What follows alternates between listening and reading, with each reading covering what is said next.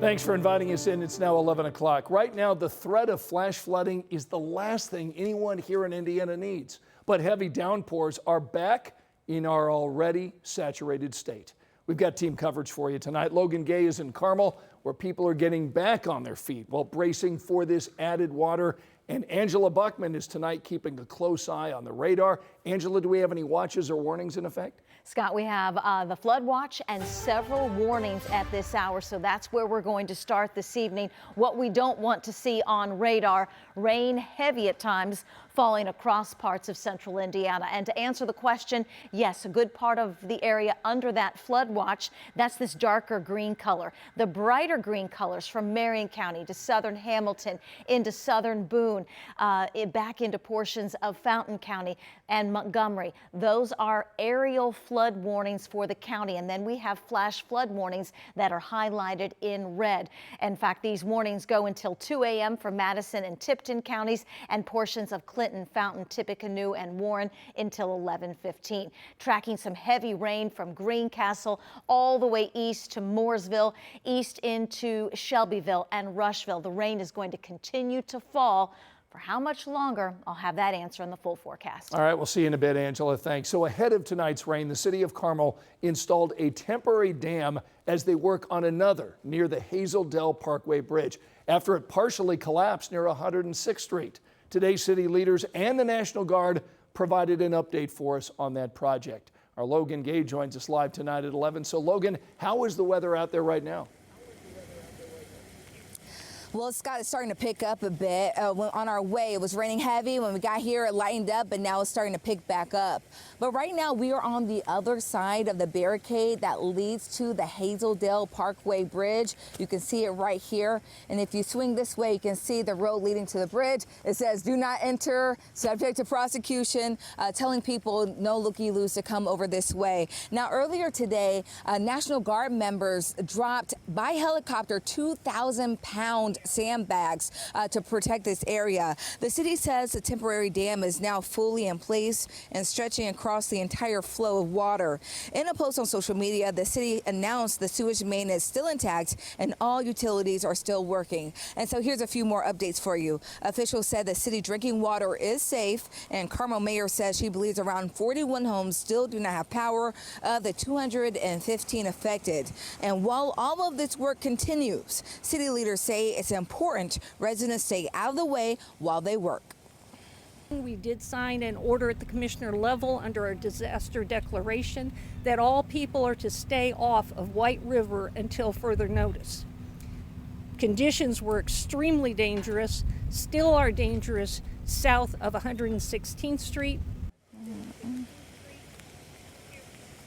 And they say that they will be monitoring this order to make sure that it's followed. And again, guys, this is all to protect you and also first responders who are just doing their job, but need to focus on it here and not trying to rescue you if you decide to get in the water.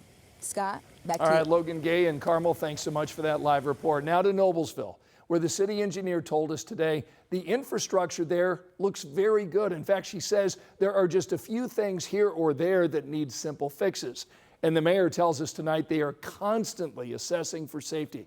But the conditions there are now allowing them to focus on residents and their needs. City leaders told us there are multiple ways to get resources. They need people to report their damage, locally and federally, to allow everyone to get the most aid available. You've worked with local resources to get services. We are now going to transition to a federal process so we can get some federal aid. We need all those folks, again, if you have damage to your home, if you have challenges that you're facing, we also need you to call 211. That is the number with the federal government to get you in the queue to make sure that we have all the data, all the resources available for folks as we get disaster declarations from our friends in Washington to get us the resources that we need here. People who need that support can stop by the Hamilton County Fairgrounds tomorrow, Friday, and Saturday. That's where people can drop off donations or connect with those resources. We've got a link to the hours. You'll find it on WTHR.com. And there's also a listening and resource session at Southside Park Friday morning. Tomorrow, Indiana Governor Mike Braun is expected to visit Noblesville and then tour the damage with the mayor.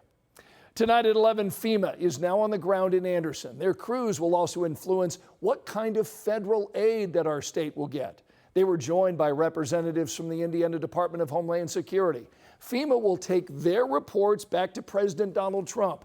He's weighing a formal disaster declaration, and residents are weighing what's next. This week has certainly been a whirlwind, and the work is far from over tonight. But there is something to be said for Hoosier hospitality. Volunteers showing up to help, letting some light in during these dark times. These people came in yesterday, started carrying stuff out, knocking out the walls today. So they ripped up the floor yesterday through 2 or 3 layers. So it means the world to me.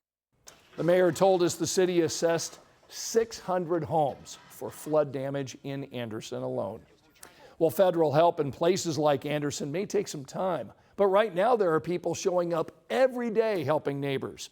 Turn Away No Longer is a nonprofit helping foster kids, but now that group is spearheading relief events.